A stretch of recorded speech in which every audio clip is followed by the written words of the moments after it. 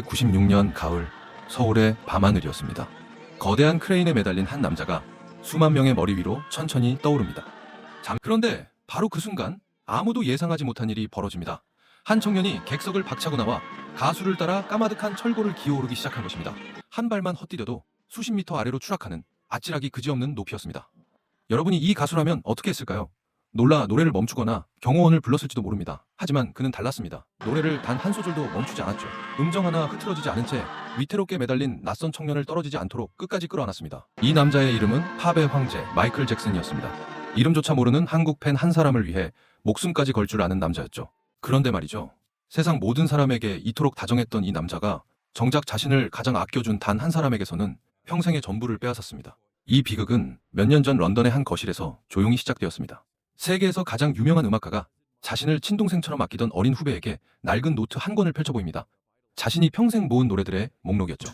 And I said, and you ought to think of getting into song publishing. And so he kind of looked at me and said, I'm going to buy yours. Till he did. 노래는 부르는 것보다 가지고 있는 게 더 중요하다네. 하지만 이 다정한 조언이 훗날 자신의 모든 것을 빼앗아갈 무기가 되어 돌아올 줄은 이 사람은 꿈에도 몰랐습니다. 이 남자는 누구이며 두 사람 사이엔 도대체 무슨 일이 있었던 걸까요? 이 사연을 따라가려면 먼저 마이클 잭슨이라는 사람을 알아야 합니다. 마이클 잭슨은 1958년 미국의 작은 공업도시 게리에서 태어났습니다. 7형제 중 7째였죠. 5살 무렵부터 형들과 함께 무대에 섰고 잭슨 5라는 그룹의 막내 보컬로 어린 나이에 이미 전국적인 스타가 되어 있었습니다. 하지만 어린 마이클의 곁에는 늘 무서운 그림자가 있었습니다. 바로 아버지였죠. 또래 아이들이 밖에서 뛰어놀 시간에 마이클은 매일같이 노래와 춤을 연습해야 했습니다. 조금만 박자가 틀려도 불호령이 떨어졌고 때로는 매가 날아오기도 했죠. 마이클은 훗날 이렇게 회고했습니다. I was crying while I was hiding because I really did not want to go. I wanted to play. 무대를 내려오면 마이클은 늘 혼자였습니다. 바로 이런 외로움 때문이었을까요? 어른이 된 마이클은 누구보다 진짜 가족 같은 사람을 그리워했습니다. 그리고 그런 마이클의 인생에 아버지나 다름없는 한 사람이 나타납니다. 바로 위대한 음악 프로듀서 퀸시 존스였죠. 퀸시 존스는 그래미 트로피만 28개를 거머쥔 음악계의 살아있는 전설입니다. 한국으로 치면 수많은 국민 가수를 키워낸 전설의 명프로듀서 같은 존재였죠. 두 사람의 인연은 1978년 잭슨이 출연한 한 영화의 음악을 퀸시 존스가 맡으면서 시작되었습니다. 촬영이 한창이던 어느 날 잭슨은 솔로 앨범을 도와줄 프로듀서를 추천해달라고 부탁했습니다. I think I'd like to take a shot at producing your new record because I felt something else in him. 음악 역사를 송두리째 바꿔놓게 됩니다. 1979년 첫 앨범은 2천만 장이 팔렸습니다. 하지만 이건 시작에 불과했죠. 1982년 두 사람은 다시 뭉쳐 인류 역사상 가장 많이 팔린 앨범을 세상에 내놓습니다. 자그마치 전 세계 7천만 장, 한 해 그래미 시상식에서만 무려 8개의 트로피를 휩쓸었죠. 빌리진, 스릴러 같은 노래는 지금도 전 세계가 흥얼거립니다. 평범했던 잭슨5의 막내가 퀸시 존스의 손을 거쳐 비로소 팝의 황제로 다시 태어난 것이었습니다. 그런데 말이죠. 두 사람의 사이에도 끝이 찾아옵니다. 1987년 세 번째 앨범을 끝으로 잭슨은 조용히 스승의 곁을 떠났습니다. 자신을 세상의 정점에 올려준 스승과 그 후로 다시는 함께 음악을 만들지 않았죠. 자신을 키워준 스승마저 떠나보낸 잭슨. 어쩐지 차갑게만 느껴지는 이 남자에게도 믿기 힘들 만큼 따뜻한 순간이 있었습니다. 그리고 그 순간이 펼쳐진 곳이 바로 우리나라 대한민국이었죠. 1996년 10월 마이클 잭슨이 마침내 한국을 찾았습니다. 미국의 팝 가수 마이클 잭슨이 오늘 내한 공연을 위해 입국했습니다. 일부 단체의 반대로 청소년은 볼 수 없다는 조건까지 붙어 가까스로 열린 공연이었습니다. 공연의 절정, 잭슨은 어스송이라는 노래를 부르며 거대한 크레인에 올라 객석 높이 떠올랐습니다. 수만 명이 그를 올려다보던 바로 그 순간 아무도 예상하지 못한 일이 벌어집니다. 한 남성 관객이 잭슨을 따라 크레인 위로 기어 올라온 것이죠. 까마득한 높이였습니다. 자칫하면 두 사람 모두 떨어질 수 있는 아찔하기 그지없는 상황이었습니다. 여러분이 잭슨이라면 어떻게 했을까요? 경호원을 부르거나 노래를 멈췄을지도 모릅니다. 하지만 잭슨은 노래를 단 한 소절도 멈추지 않았습니다. 음정 하나 흐트러지지 않았죠. 그러면서도 위태롭게 매달린 그 남성을 떨어지지 않도록 끝까지 끌어안고 보호했습니다. 노래가 끝날 때까지요. 이 장면은 해외에까지 알려지며 큰 화제가 되었습니다. 이름조차 모르는 한국 팬 한 사람을 제 몸을 던져 지켜낸 남자. 세상 모든 사람을 향한 사랑이 그토록 넘쳤던 남자였죠. 그런데 바로 이 다정한 남자가 정작 자신을 가장 아껴준 단 한 사람에게는 평생 잊지 못할 상처를 안겼습니다. 그 사람의 이름은 폴 맥카트니였습니다. 폴 맥카트니가 누구인지 모르는 분은 거의 없으실 겁니다. 그렇습니다. 20세기 음악사를 통째로 바꿔놓은 그룹 비틀스의 멤버였죠. 한국으로 치면 온 국민이 아는 국민 가수와도 같은 살아있는 전설입니다.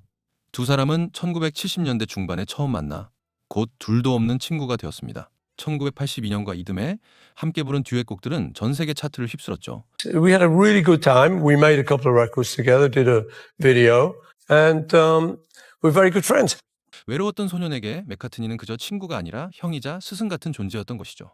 그러던 어느 날 맥카트니가 잭슨에게 귀한 조언을 하나 건넸습니다. Michael said, have you got any advice? You know, so I said, yeah, look, this is what you got to do. You're really hot, just starting. And I said, you've got to make some great videos. So he went off and made Thriller and things like that. I said, you've got to get a really good manager because it's all going to be coming in and it could all go out. And I said, and you ought to think of getting into song publishing. And so he kind of looked at me and said, I'm going to buy yours. Till he did. 맥카트니는 친구를 위해 자신이 깨달은 가장 값진 지혜를 아낌없이 나눠준 것입니다. 바로 이것이 훗날 맥카트니 자신을 겨누게 될 무기였습니다. 조언을 들은 잭슨은 곧바로 움직였습니다. 작은 판권들을 사모으며 음악 사업을 차근차근 익혔죠. 그러던 1984년 엄청난 소식이 들려옵니다. 비틀스의 노래 약 250곡을 포함한 무려 4,000곡짜리 거대한 음악 카탈로그가 매물로 나온 것입니다. 그렇습니다.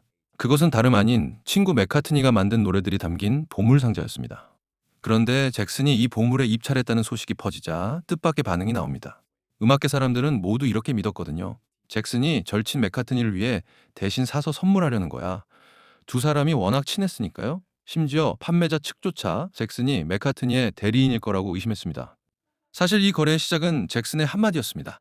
스릴러로 벌어들인 돈이 주체할 수 없이 쏟아지던 시절 잭슨은 자신의 변호사 존 브랑카에게 이렇게 말했습니다. 더 큰 투자처를 찾아주세요. 그러던 1985년 필라델피아의 한 회의실, 브랑카가 뜻밖의 소식을 전합니다. 비틀스의 노래 대부분이 담긴 카탈로그가 드디어 매물로 나왔다는 것이었죠. 소식을 들은 잭슨은 자리에서 벌떡 일어났습니다. 그리고 어린아이처럼 기뻐 뛰며 외쳤죠. 저는 이걸 꼭 사고 싶어요. 제발요. 잭슨이 원한 건 오직 노래의 권리였습니다. 그런데 매물에는 노래뿐 아니라 건물과 녹음 스튜디오, 각종 장비, 심지어 폴 맥카트니 본인의 생명보험 계약까지 통째로 딸려 있었습니다. 특히 비틀스 노래의 가치만으로도 전체 값의 3분의 2에 달했죠. 여기서 웃지 못할 오해가 벌어집니다. 예전에 맥카트니 측은 판매자에게 이렇게 말해둔 적이 있었습니다. 가장 좋은 가격을 받아오면 우리가 거기서 10%를 더 얹어주겠다. 그러니 잭슨이 협상 자리에 나타나자 판매자들은 당연히 이렇게 생각한 것이죠. 폴이 직접 나서기 껄끄러우니 친구를 대신 보낸 거로군. 잭슨이 자기 돈으로 직접 사려 한다는 사실을 믿게 만드는 데만 브랑카는 아주 오랜 시간을 쏟아야 했습니다. 누구도 친구가 친구를 상대로 입찰하고 있을 거라고는 상상조차 못한 것이죠. 하지만 진실은 정반대였습니다. 1985년 8월 마이클 잭슨은 무려 4,750만 달러라는 천문학적인 금액을 써내며 이 보물상자를 통째로 차지해버립니다. He just says, oh, that's business. And I say, yeah, sure, it's business. It's also friendship. It's also morals. 그런데 맥카트니의 비극은 여기서 끝이 아니었습니다. 사실 맥카트니가 이 노래들을 잃은 것은 이번이 처음이 아니었습니다. 그는 이미 1969년 복잡한 회사 분쟁 속에서 자신이 만든 노래의 권리를 한 차례 잃어버린 상태였습니다. 맥카트니는 그 노래들을 늘 자신의 아기들이라고 불렀죠. 그 아기들을 되찾기 위해 그는 수십 년간 매달렸습니다. 거액을 들여 되사려 했지만 번번이 실패했죠. 그러던 차에 카탈로그 전체가 매물로 나왔으니 1985년이야말로 잃어버린 아기들을 마침내 품에 안을 그의 마지막 기회였던 것입니다. 그런데 참 안타까운 사실이 있습니다. 판매자 측은 사실 맥카트니에게 가장 먼저 살 기회를 주었다고 합니다. 누구보다 먼저 그 보물을 차지할 수 있었던 것이죠. 하지만 맥카트니는 값이 너무 비싸다며 선뜻 나서지 않았습니다. 복잡한 협상에 휘말리기도 싫었던 것이죠. 그렇게 그가 망설이는 사이 바로 그 틈을 친구 잭슨이 파고든 것입니다. And I thought, hey, you know what is weird? I don't mind that because he, had all the cash, someone was selling it, and he bought it. What I don't like is that I've actually written to him a couple of times with Dish in the Dirt. Howard, you got me in. Michael, don't you think after, like, even if I was just a writer on the payroll, after 30 years of being reasonably successful for this company you now own, don't you think I could have a raise? Oh, well, that's just business. I said, yeah. Yeah. And we've never talked about it. He won't even answer my letters. If we haven't got that great a relationship. 무대 위에선 이름조차 모르는 한국 팬 하나를 위해 목숨까지 걸었던 잭슨이었지만 정작 평생을 함께한 친구가 내민 편지 한 통에는 끝내 답하지 않았습니다. 세월은 흘렀습니다. 2009년 온 세상은 마이클 잭슨의 갑작스러운 죽음에 큰 충격을 받았습니다. 50살, 너무나 이른 작별이었죠. 잭슨을 황제로 빚어낸 스승 퀸시 존스도 2024년 11월 91세의 나이로 눈을 감았습니다. 그렇다면 끝내 마땅한 대우를 받지 못했던 맥카트니는 이대로 빈손으로 남았을까요? 아니었습니다. 미국의 오래된 저작권법에는 작곡가가 정해진 세월이 지나면 자신의 노래를 다시 돌려받을 수 있다는 규정이 있었습니다. 이를 근거로 2015년 맥카트니는 비틀스 노래 32곡에 대한 권리 반환 절차를 시작합니다. 그리고 2017년 마침내 소니와 조용히 합의에 이르며 자신의 대표곡들을 되찾게 되죠. 거의 50년에 걸친 기나긴 싸움이 드디어 결실을 맺은 순간이었습니다. 시간이 흐른 뒤 맥카트니는 지난 세월의 분노를 내려놓았다고 말했습니다. 오랫동안 지난 일에 집착했지만 이제는 아닙니다. 그런 감정은 결국 사람을 갉아먹으니까요. 그리고 맥카트니는 잭슨을 이렇게 기억했습니다. 순수한 영혼을 가진 사랑스러운 사람이었습니다. 엄청난 재능을 지녔고 함께 일할 수 있었던 건 제게 큰 행운이었죠.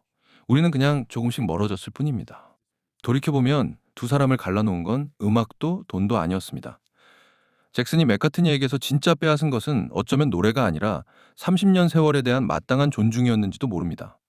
맥카트니가 끝까지 바랐던 오랜 벗이 건네는 답장 한 통이었으니까요. 마이클 잭슨은 세상의 모든 것을 가질 수 있었습니다.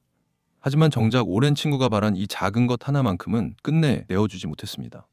우리는 종종 큰 것을 주고받으면서도 정작 사람의 마음을 여는 작은 것들을 놓치곤 합니다.